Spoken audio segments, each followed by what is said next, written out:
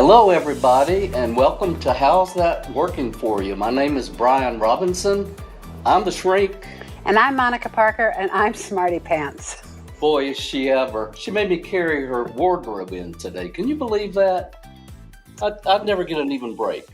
Better you than me. Smarty Pants. That's her. But we're a nice combination. You'll see that in the podcast. We bring a nice balance to each other. The mission of How's That Working For You is, for some people, it really is. And then there are those who keep stumbling and falling and making the same mistake over and over. And they're just destined to repeat. And so we're here to talk about issues that can help you not repeat, and hopefully find a different pathway. And today we're going to talk about self-care. We have someone here who's one of my favorite persons, Alisyn Camerota, who is a broadcast journalist and political commentator for CNN. And before we went on, I was just telling her how much I miss her. My husband and I used to wake up every morning to New Day with her and John Berman. And now they're not there. She's moved to the afternoon. She's co-host of the newsroom. It's great to have you here. Thank you. I feel like you're family. I've been with you so many years in the morning. Oh, thank you guys. I'm delighted. I'm delighted to be with you, and great to talk to you again, Bryan, and great to meet you, Monica. So Thank you. I'm there's been even more changes, just to quickly let you know. So I had been on the morning for 6.5 years. Then I moved to the afternoon for 2 years with Victor Blackwell. And then I moved to primetime and did that for, 10 months or something. And now I'm doing the Sunday night show called The Whole Story, which is like, CNN's deep dive. We commit 1 hour to one subject. And so I'm going out in the field and reporting on really cool stories for that. It's called The Whole Story with Anderson Cooper. Oh, yeah. I'm really excited to be, stretching this other muscle now. And at some point soon, I'll let you guys know what our first big story is, which is I've really been enjoying reporting. And it's definitely different. It's off the news cycle. Can you give us a clue? Yes. It has taken me to some of the fanciest places on earth to report. And it's going to involve a healthy dose of lifestyles of the rich and famous. Okay, so now I'm jealous. It sounds great. It sounds great. Well, so, you've done so much, and here is another whole goal for you. I can't wait to see how that unfolds.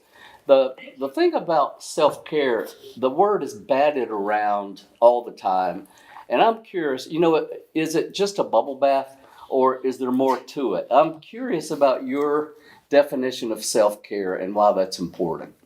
Well, it can be a bubble bath, I would say, if that's your thing, but I think that it has to be taken pretty seriously, and it has to be, I think, a regular practice. So it's not just the ritual of whatever relaxes you. It's really committing to what allows you to be sane.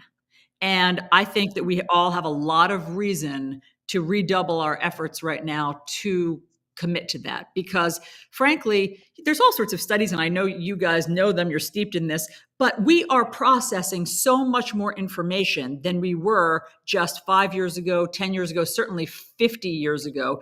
It's information overload. It's social media, it's the internet, it's 24-hour cable. Our brains didn't used to have to work this hard. They just didn't. That's a fact. And so I can feel when my brain is short-circuiting. I have, word finding difficulties. My brain, it's basically my brain is smoking. Like I can smell it smoking, and it's going overtime. And sometimes in the news cycle, I feel that way. And then it's just not even a matter of a luxurious bubble bath. I just know at that point that I have to unplug and decompress, or I start going crazy. Your brain, to me, my brain starts shutting down with too much information. And so I take self-care really seriously because I feel it. And I just know that when I press through it, there's no good on the other side. I'm useless on the other side of that without self-care. You and I have talked about a topic before. I call it radical self-care, which takes it a little bit beyond self-care. I'm curious about your ideas about radical self-care and why that's important, if you think it's important. I do. I do too. I do too. Yeah. And I think that what radical self-care requires is knowing yourself unapologetically. Do not apologize for your nature. So, for instance, I am sluggish by nature. I am a somewhat lethargic I person. would never have known that. I know, I would and never have known that. nobody knows that because I'm, a high functioning slug. And so I like being in bed. I like staying in my pajamas. I like napping. I like resting. Bryan, you and I think have talked about this. Some people relax by working out. Yeah. Those people are foreign to me. They're aliens. You are my person. I'm unapologetic about this. Like, Uh, I'm not going to apologize for taking a nap. I'm not going to apologize for lying still. That's such an interesting thing. This thing that we do, apologizing for being whoever we are, because, this thing about people saying, I'm busy, I'm busy, I'm busy. There's so much I'm busy. And I love that you are unapologetically comfortable with saying, no, I'm actually having a nap or I'm reading a magazine and I'm not talking about anything else except what I'm doing. You're so right, Monica. Busy has become this like badge of honor. I know. I mean, okay, great. I love it if you can accomplish a lot in a day. I too like checking things off my to-do list.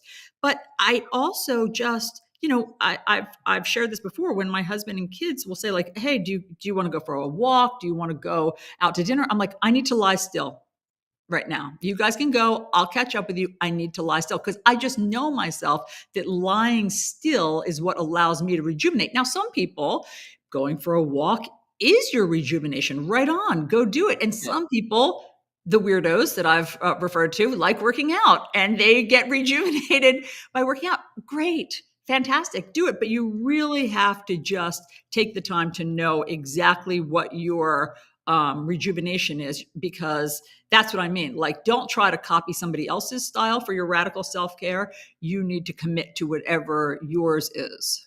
Yes. So to that point, there's a study about radical self-care from Indiana University. And radical self-care is the assertion that you have the responsibility to take care of yourself first before attempting to take care of others. Isn't that the very definition of what you're saying? Like, I can't help you right now because I'm too tired or I need to chill. I need to shut it down. Totally. So- It's the put on your oxygen mask first on a plane. It's the same thing as put on your oxygen mask first because you are useless if you can't breathe. So you need to put on your oxygen mask first.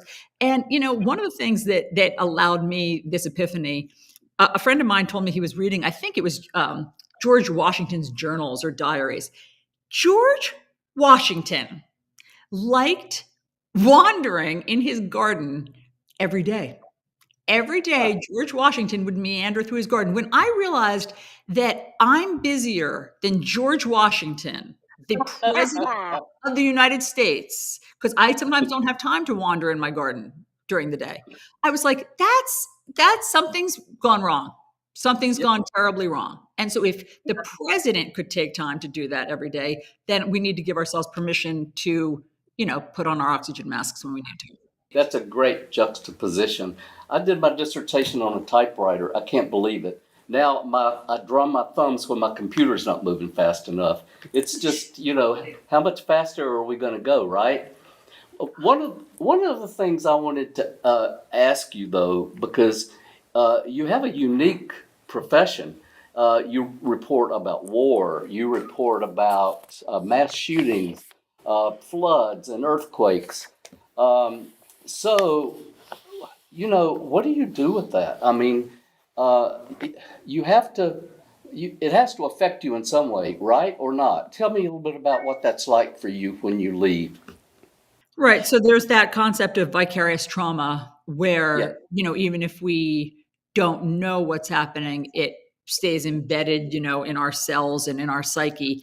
That's right. I just reframe it. I've just always reframed it. To be clear, I'm not reporting on the Middle East right now. There are people who are so much more skilled and qualified and trained to do that. Our Clarissa Ward, Nima El Bagger, our incredible correspondents know how to do this. They do it well. Nobody needs me in a war zone. But I have obviously reported on terror attacks and school shootings and lots of horrible, violent crimes, hurricanes, natural disasters. So the way I reframe it is to find the purpose in it. So my purpose is I have to report on this because the world needs to know. So the world needs to know what's happening, and this is an important story to get out, and I'm a conduit for that. So I think that when you can find your purpose in the trauma, it doesn't, I find that it doesn't, I'm able to compartmentalize it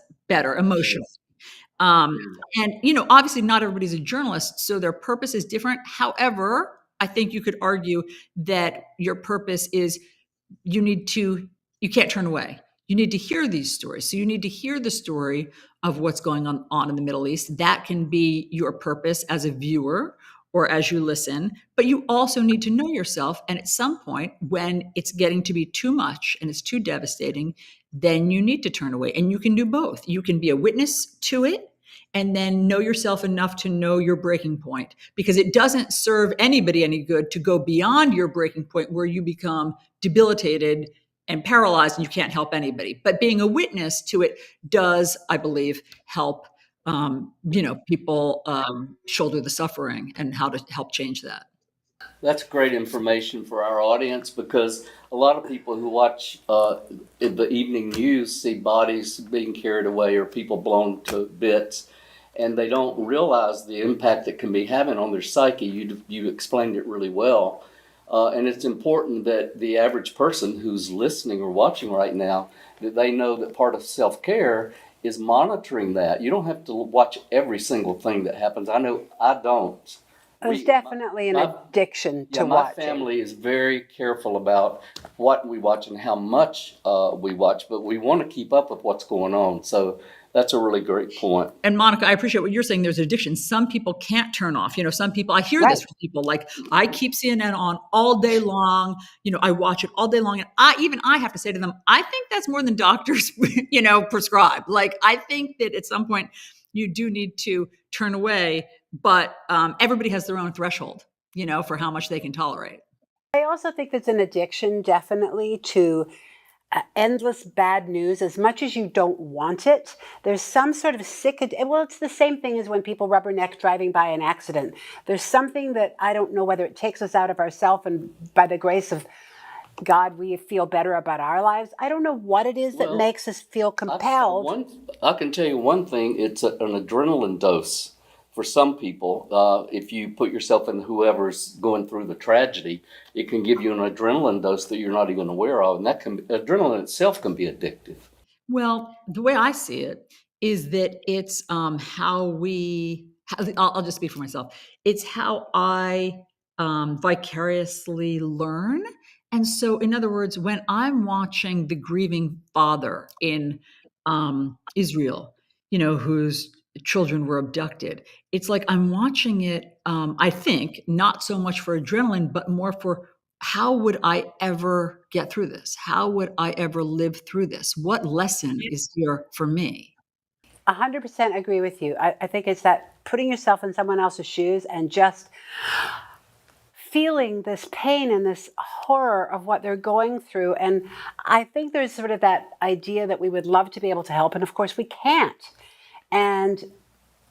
But it's the participation, in a sense, of it's empathy.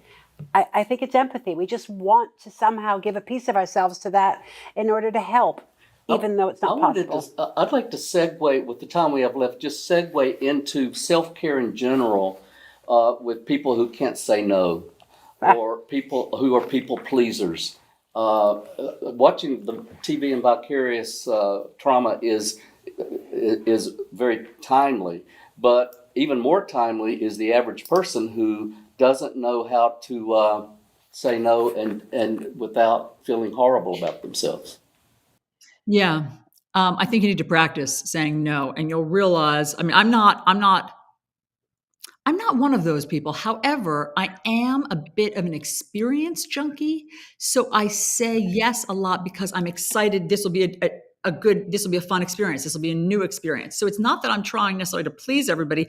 It's that sounds good. And then I realized I also said yes to lunch because that sounded good. And then in the afternoon, I said yes to moderating panel because I'm interested in that. And so I too overschedule like we all do.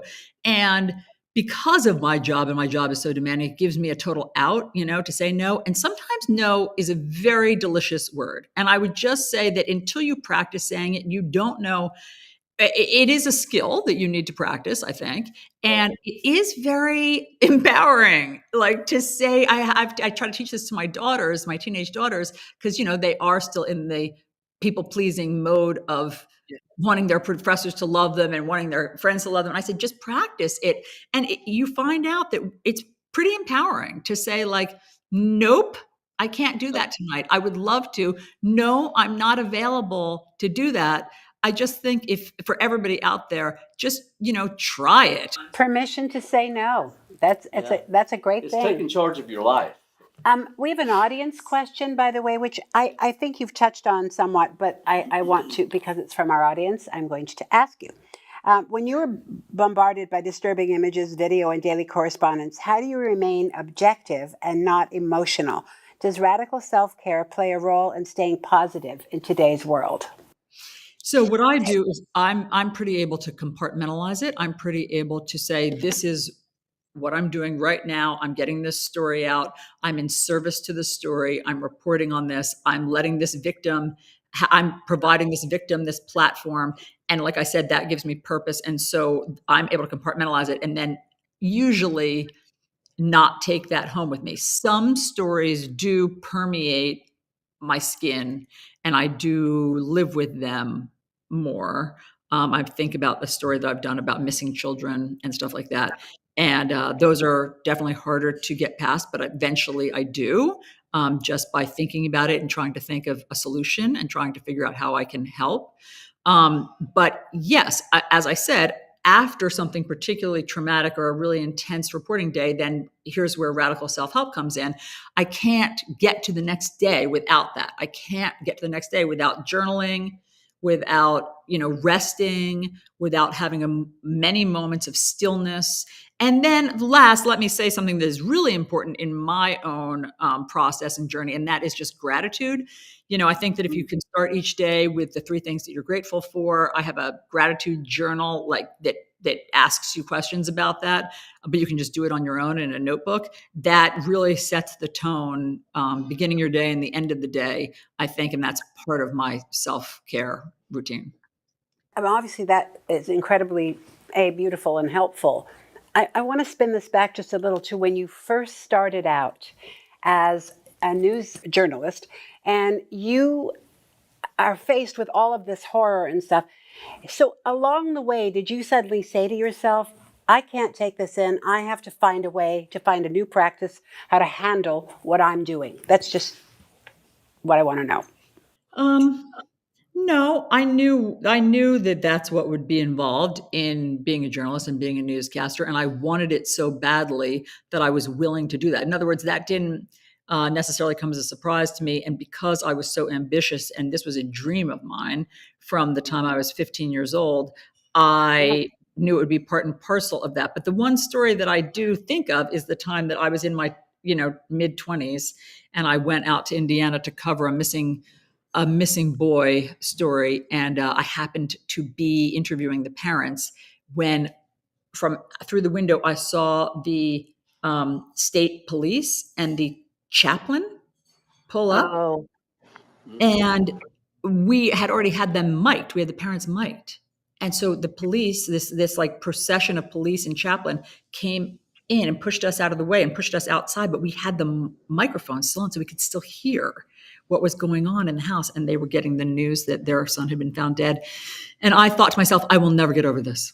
I will never, ever, ever get over this. This is too traumatic. I'll never get over it because hearing the screams, How did you get over it? time.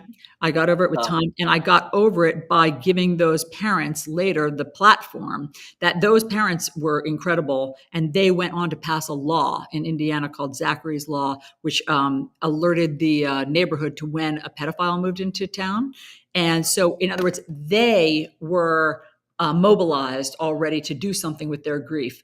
And that, of course, freed me to do something with the vicarious grief of allowing them to have a platform. So, that's just one time, and being able to take some action, do something, help somebody, I think helps.